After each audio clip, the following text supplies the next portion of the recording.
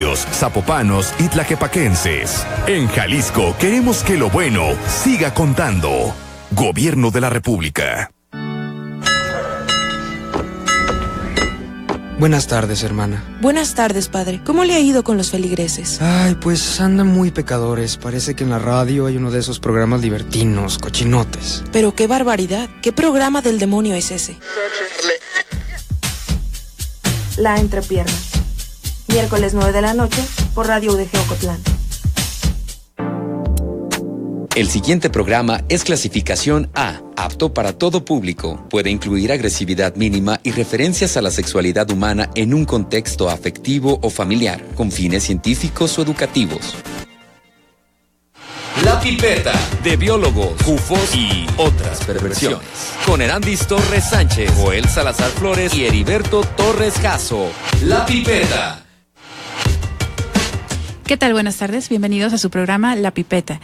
Y bueno, el día de hoy no va a estar con nosotros el doctor Joel, pero tenemos a un invitado. Hola. Él es el médico con especialidad en cirugía plástica, José Guadalupe Ruiz. Hola. Y está con nosotros para platicarnos acerca de la interacción que existe entre la química y la medicina. Y bueno, para comenzar, en forma de introducción, bueno, él estuvo aquí durante 2 años, me parece, ¿verdad? Más o menos. Corrígeme, Pepe. Uh-huh. Ok, 2 años estudiando QFB y después de eso migró a la licenciatura en medicina, revalidó varias materias y continuó con la carrera de médico cirujano y partero hasta terminar. La pregunta sería, ¿cómo te apoyó, qué herramientas obtuviste en la carrera de QFB para migrar a medicina? Pues todas fue muy interesante porque cuando regresé al CUCS, todo lo que había aprendido aquí en QFB me ayudó, por ejemplo, a entender todavía mejor el funcionamiento del cuerpo humano. Entonces, porque algunas materias de medicina son muy superficiales, o sea, ¿Cómo cuáles pudieran ser? Por ejemplo, bioquímica sí es muy, no la ven como en QFB. O sea, con las rutas metabólicas. Sí, es muy diferente. Entonces, yo ya tenía un conocimiento previo y pues sí se veía la diferencia. Entonces, en eso, también en el desarrollo en el laboratorio, ¿no? O sea, el manejo, imagino, ¿no? Claro. De instrumentos. Sí, porque, por ejemplo, cuando uno está en medicina, pues no te enseñan a cómo utilizar una pipeta, ¿no? A pipetear y todo eso. O sea, ¿Llegas desde cero, entonces? Sí. Entonces, yo ya traía un conocimiento de cómo manejarme en el laboratorio, simplemente cómo decantar y todo eso. Eso lo aprendes en ciencias químicas. Tu enfoque es un poquito más a la cirugía, ¿no, Pepe? Sí. Tal cual, en cirugía. Y bueno, la finalidad de este programa es ver cómo la medicina requiere de la química para poder explicar, me imagino que diferentes patologías, pero a la vez también para diagnosticar, entre otras cosas. La pregunta es, ¿cómo nos puedes platicar acerca de cómo se ha desarrollado la medicina? ¿Cómo, por ejemplo, veían antes a los médicos? ¿De dónde surgió la medicina? Y ahorita nos enfocamos a la química un poquito más. Pues sí, la historia de la medicina, pues casi todos los que nos dedicamos a esto, a las ciencias de la salud, pues deben de saber, ¿no? Empieza hace muchos años, antes de Cristo, los primeros egipcios empiezan a tener conocimientos médicos. Hay un papiro que se llama el papiro Ebers, que es donde ese papiro están grabados las primeras técnicas quirúrgicas que utilizaban los primeros médicos que eran egipcios. ¿Cuáles eran esas técnicas Las quirúrgicas? amputaciones. Okay. Todo el desarrollo de la medicina estuvo muy aunada hacia la guerra. Amputaciones, también hacían algo de, por ejemplo, de flebotomías. Entonces estaba muy aunada pues en aquellos tiempos casi todos estaban peleados con todos, ¿no? Sí, era una necesidad, me imagino. Sí. Pero entonces no hacia el diagnóstico de enfermedades, no hacia la prevención. Todavía no estaba tan desarrollado eso. Uh-huh. Realmente estaba más enfocado hacia la cirugía militar. Okay. Entonces, conforme fueron pasando los años, pues sí se empezaron a dar cuenta, la medicina se divide en pre-hipocrática y post-hipocrática, ¿no? Entonces es antes de Hipócrates y después de Hipócrates. Antes de Hipócrates pues son los egipcios, y después de Hipócrates pues él funda lo que es la medicina experimental. O sea, él empieza a tener... ¿Aprox en qué año? Pues alrededor del año 600 más o menos, no menos, 400 y tantos. Okay. Antes de Cristo. Entonces, Hipócrates pues empieza a hacer una serie de investigaciones. Acordémonos que pues lo tenemos como el padre de la medicina. Sí. Y empieza él a hacer la observación. Un buen médico, aparte de ser un buen científico, debe de ser muy observador. Entonces, son una de las cualidades, observar. Entonces Hipócrates empezó a observar pacientes, empezó a observar, hizo pequeñas disecciones, no hizo muchas, pero empezó a darse cuenta de que en aquellos años Hipócrates ya sabía que, por ejemplo, el cerebro era el centro del cuerpo humano, ¿no? Sabía que la sangre recorría el cuerpo. No sabía qué tenía, porque pues no había en esos tiempos facilidad de análisis químicos, etc. Nada de eso. Pero sabía que la sangre corría en las arterias y en las venas. Había diferenciado un poco sobre por qué una arteria era más gruesa, porque la vena era más delgada. Empezó a hacer Hipócrates lo que se llama la medicina de exploración. O sea, la medicina que trata al paciente como un todo. Ok, y bueno, de hecho, antes de entrar al programa de radio, me estaba platicando Pepe acerca de que en esos tiempos, para poder estudiar medicina, también llevaban bases de química. De hecho, estudiaban química, ¿no? Estudiaban física y estudiaban filosofía. Sí, era un requisito. Por ejemplo, en aquellos años, las primeras universidades, que fueron la Universidad de Padua, la Universidad de Lovaina, todas esas universidades, para poder tú ingresar a la carrera de medicina, pues necesitabas haber tenido un conocimiento de filosofía, de química, de física, que eso te preparaba hacia la carrera, ¿no?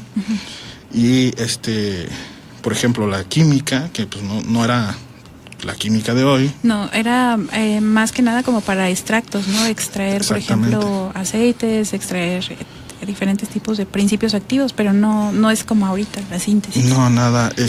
De ahí es donde empieza a interactuar la química y la medicina, ¿no? Van de la mano. Las primeras universidades, sus primeras carreras fueron la de jurisprudencia, la de medicina y la de farmacia, ¿no? Lo que eran los farmacéuticos. Para la Universidad de Guadalajara, ¿no? Y también para todo en el mundo. O sea, todas las universidades, sus primeras carreras primeras carreras fueron esas. Wow, medicina, jurisprudencia y farmacia. Sí, entonces era ¿por qué? Porque pues era lo más esencial. Los alquimistas, ¿no? Los farmacéuticos, empezaron a hacer extractos de las mismas plantas. No las hacían los médicos, los hacían los alquimistas. Ellos empezaban a extraer, por medio de métodos químicos, todos las sustancias de las plantas. Y las aplicaban en este caso como medicamentos. Exactamente, ahí ya se empezaba a hacer el desarrollo del conocimiento científico, ¿no? Junto con el médico, el alquimista pues veía, por ejemplo, en una herida, ¿no?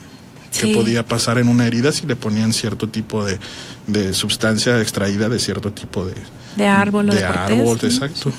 Lo curioso que me haces mención, Pepe, es sobre que la medicina en México era un nómada, ¿no? Que iba pueblo por pueblo llevando, en este caso, su servicio a las personas que requerían en cada pueblo. Exacto. ¿Nos puedes platicar de ello? Sí. En aquellos años, imaginémonos que estamos, no sé, en antigua Grecia, ¿no? Estamos en Grecia, y pues los médicos, a diferencia de ahora que están en los grandes hospitales y todo eso, y bien a gusto, antes no. Antes ellos tenían que salir a los pueblos para buscar enfermos. Okay. Entonces ellos eran como nómadas. Tenían su botiquín, que era como una cajita que era la que traían cargada, y ahí tenían sus ungüentos, sus geles, todas sus sustancias que utilizaban para tratar a los enfermos. Ellos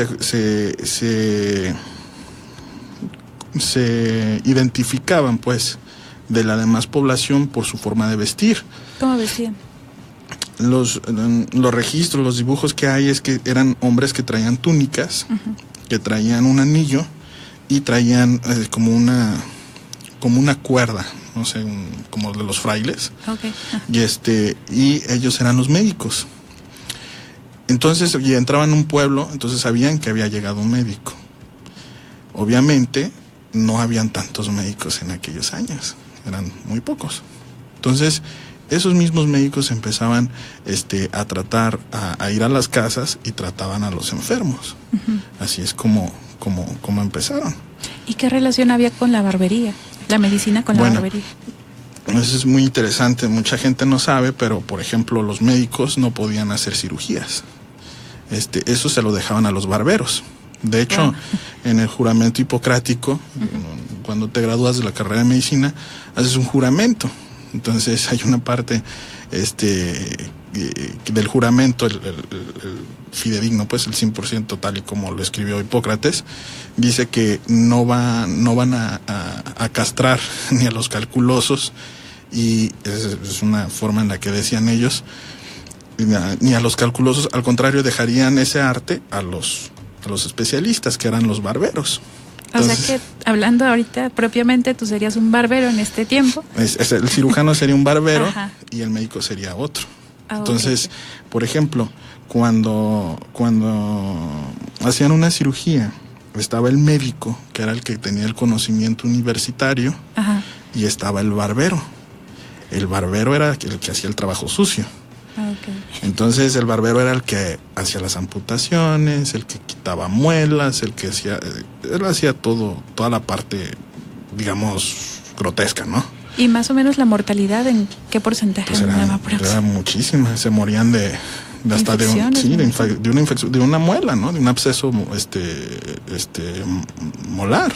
Que bueno, recordando, realmente pareciera que la extracción de una muela es sencilla y la recuperación también, pero ha habido casos en los cuales las personas pueden tener hasta infartos, ¿no? Por la extracción mal cuidada de una muela. Exactamente. O la infección. La infección, por ejemplo, ha habido esqueletos que se han encontrado de la Edad Media, que pues sí se ve en el maxilar inferior que está un tremendo socavón ahí, pues desde la infección, desde que está infectada, y esa es una muela de juicio maltratada.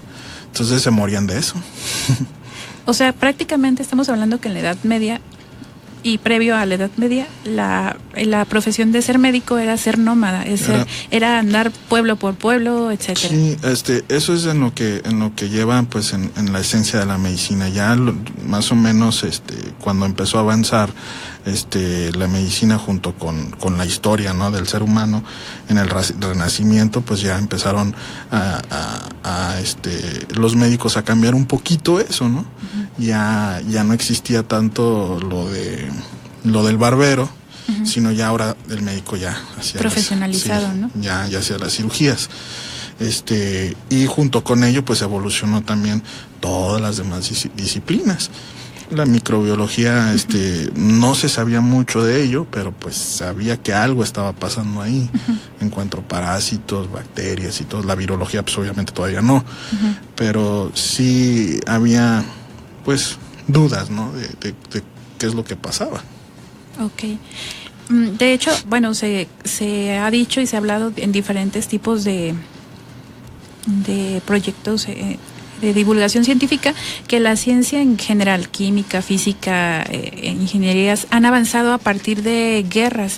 La medicina, desde tu enfoque, ¿crees que ha avanzado a partir de la Segunda Guerra Mundial, de la Primera Guerra Mundial, o se ha estancado, ha sido la misma? Siempre ha evolucionado la medicina con la guerra, siempre. ¿Van de la mano? ¿Lo consideras? Es algo muy raro, muy extraño, pero siempre ha evolucionado. Por ejemplo, la mayoría de las amputaciones que te digo que se hicieron, o sea, en cuanto a la evolución del instrumental médico, nosotros utilizamos un cuchillo que se llama de Lister o de listón, o hay muchos Le llaman de diferente forma, pero pues se llama Lister. Y es un cuchillo así, no sé, como de unos 30 centímetros de una hoja de un solo filo, que esa se utilizaba para hacer amputaciones. Entonces se sigue utilizando en un quirófano para hacer amputaciones. A ver, pero su origen fue durante la guerra. Exacto. Entonces, ahí en la guerra, dentro de las guerras, se ha llevado esa evolución médico-quirúrgica, pues demasiado, o sea, en cuanto a la cirugía. O sea, la cirugía ha evolucionado mucho con las guerras. ¿Por qué? Porque es donde la mayor exposición tienes de infecciones, la mayor exposición tienes de por ejemplo, de trauma en un paciente, ¿no? Y tienes que actuar pues en cuestión de segundos ni minutos, porque si no se te muere el paciente. Y más la amputación, me imagino. Exactamente. Que ocupas amputar de forma rápida y precisa. Así es, ahorita no recuerdo, pero es un cauterizante que se está utilizando mucho en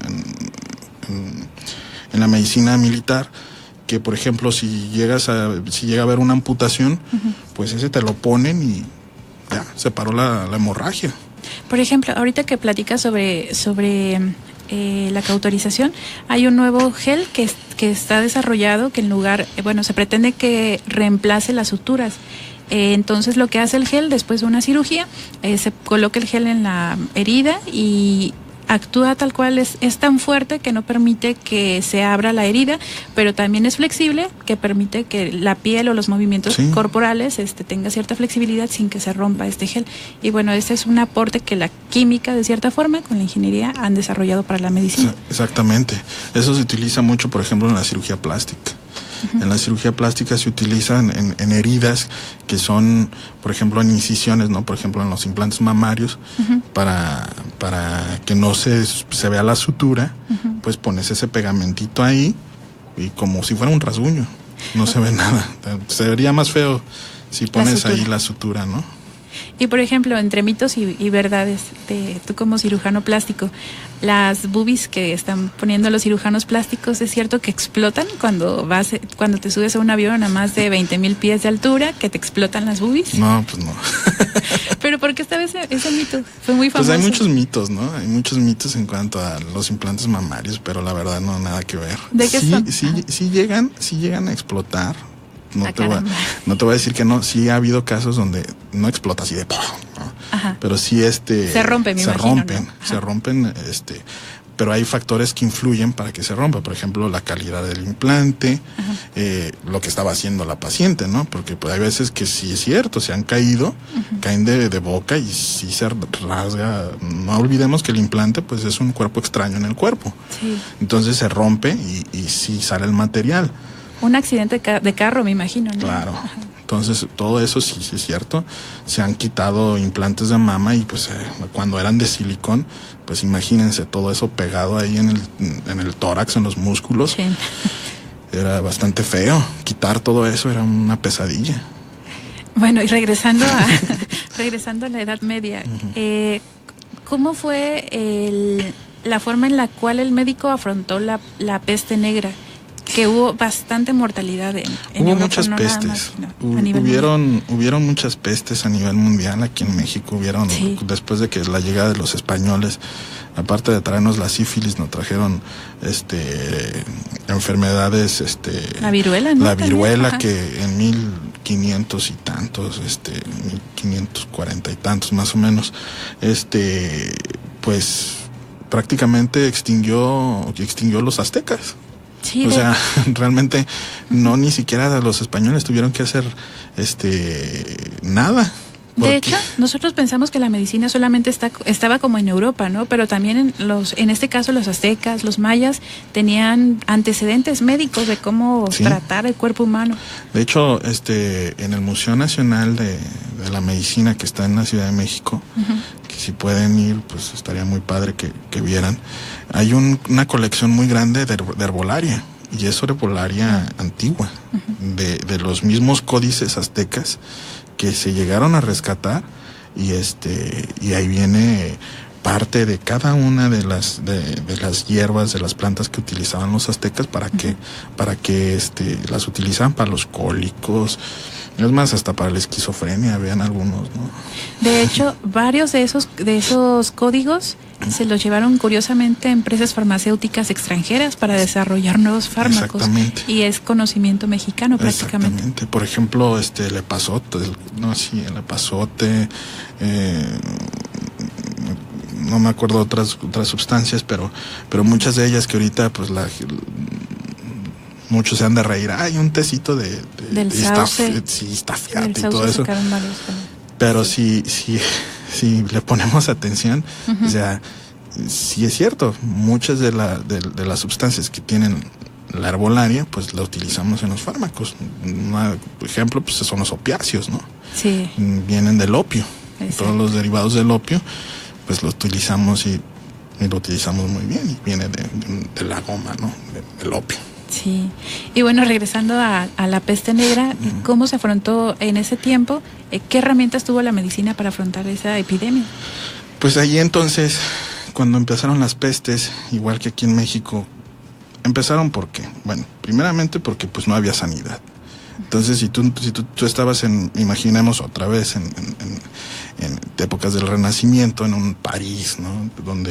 Donde no tenían no había drenaje, no había nada. Y de hecho, un historiador, no me acuerdo su nombre, pero estaba leyéndolo, decía que si pudiéramos oler a lo que olía París en el Renacimiento, a diferencia de ahora, obviamente, sí, olía a caño. O sea, todo París olía horrible. La gente no se bañaba. Pues de hecho de ahí sale la palabra aguas. Sí. Por ejemplo, para nosotros es tan común de decir, Pepe, aguas, ahí viene el carro. Pero se dice que la palabra agua surgió porque anteriormente, no sé si les tocó, había basinicas donde la gente no salía a orinar o a defecar, sino en su basinica orinaba, defecaba, y en la mañana siguiente abrían las ventanas y aventaban el contenido de la basinica a la calle. Entonces era una costumbre decir, si tú ibas pasando por la ventana, decir aguas, es decir, voy a aventar mis desechos, ¿no? Imagínense, pues ahí está. O sea, si tú desechabas lo que hacías en el transcurso de la noche y lo aventabas así tan fácil como aventarlo a la calle, pues imagínense cómo estaba las calles, ¿no? Estaban llenas de orines, llenas de heces fecales, llenas de ratas.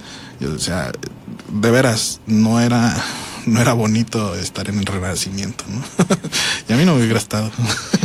pero y gracias a eso, gracias a que había todo este foco de infección, ¿no? Todo esto, pues empezaron a desarrollarse todas las pestes. ¿Por qué? Pues era un caldo de cultivo. ¿Qué es la peste negra? ¿Nos puedes explicar? Pues en realidad no hay ¿Un agente? Un agente, exacto. Hubieron pestes que por su fisiopatología no. Por ejemplo, hubo una peste aquí en México, me estoy acordando, después de la viruela, que también diezmó a la población indígena.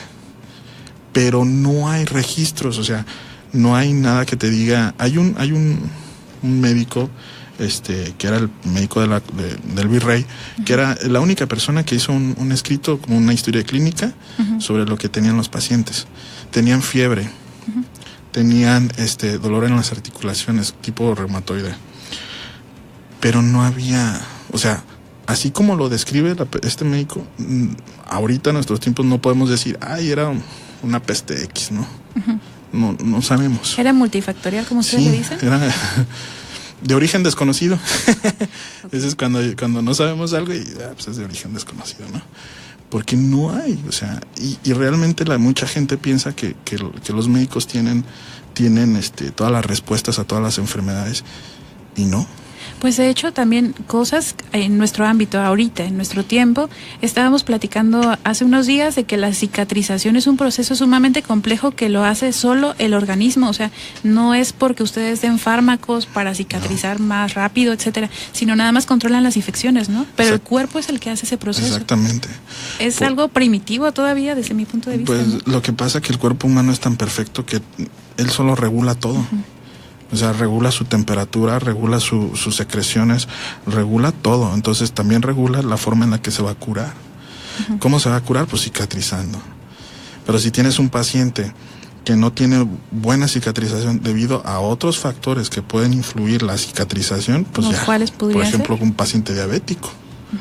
¿No? Un paciente diabético, pues difícilmente va a cicatrizar, al contrario, se va a poner peor. Es donde vienen las ulceraciones de pie diabético, ¿no? ¿Por qué? Porque no se puede, no hay ese factor de cicatrización de que lo ayude a cicatrizar. O sea, pues no. Entonces, por eso es muy importante tener una buena dieta y pues todo lo que se dice, ¿no? Sí, para controlar el nivel de azúcar en sangre. ¿Consideras que el avance de la medicina tiene todavía huecos en los cuales puede avanzar? ¿Y cuáles serían? Yo pienso que ahorita para todos los compañeros que están en las escuelas y facultades, tanto de medicina como de química, yo pienso que la clave es la molecular. ¿Biología molecular? Todo lo molecular, exacto. ¿Por qué? Porque ahí está la clave. Nos hemos ido tanto en lo macroscópico y dejamos lo microscópico a un lado. Pero lamentablemente, bueno, te lo digo desde el punto de vista químico, molecularmente, por ejemplo, puedes a lo mejor atacar un gen que está mutado, pero no nada, o sea, no hay un mecanismo 100% específico solamente ese gen mutado, sino que va a alterar la acción de la célula por completo. Entonces está como complicado. Está complicado, pero ese es el chiste. Ese es el chiste. Ir directamente nada más al foco de la mutación en este caso. Sí. Okay. O sea, pues ahí está el campo de acción. Si tú tienes un campo de acción de por ejemplo, celular, pues ¿qué vas a hacer? Pues voy a investigar toda la célula bien a fondo, no nada más, como te digo, no nada más por encimita. O sea, ahorita hay que investigar todas las moléculas. Todas, hasta la parte más pequeña de una molécula nos puede dar una razón del por qué. Pues de hecho ya hay tantas especialidades, ya hablando desde el ámbito para QFBs o para médicos, por ejemplo, la lipídica o la glucolipídica ya son ramas que están específicamente enfocadas a, por ejemplo, el estudio fuera de las células. Tenemos nosotros glucolípidos, que son los que nos protegen de agentes patógenos en este caso, y hay una especialidad que se encarga de la glucolípida o glucolipidémica, que se encarga de estudiar solamente la superficie de la célula, o hay otras ramas que se encargan, por ejemplo, de la parte mitocondrial, que es la mitocondria de la célula. Hay muchísimas ya subespecialidades muy hay particulares. muchas.